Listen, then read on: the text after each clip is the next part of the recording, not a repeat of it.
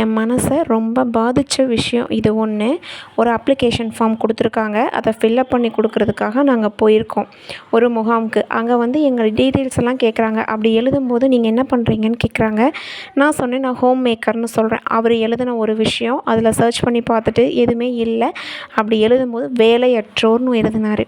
அந்த விஷயம் என் மனசை ரொம்ப பாதிச்சிருச்சு.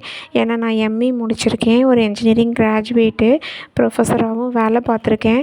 குடும்ப சூழ்நிலை, கல்யாணம், குழந்த குட்டிங்கிறதுக்காக நான் எல்லாம் புறக்கணிச்சிட்டு நான் வீட்டிலயே இருக்கேன். அவர் எழுதும்போது என் மனசில் அவ்வளோ ஒரு வலிங்க.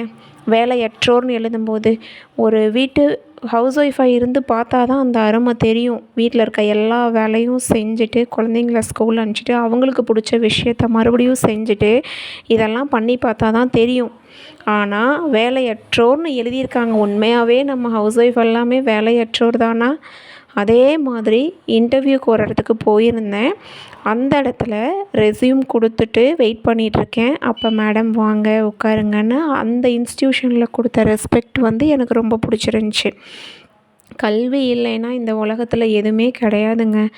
கற்றோருக்கு சென்ற இடமெல்லாம் சிறப்பு அப்படின்னு இதில் தான் சொன்னாங்களோ என்னவோ, எனக்கு அங்கே மேடம்னு கூப்பிட எனக்கு மறுபடியும் ரீஜாயின் பண்ணி ஒர்க் பண்ணணும்னு ரொம்ப ஆசைங்க.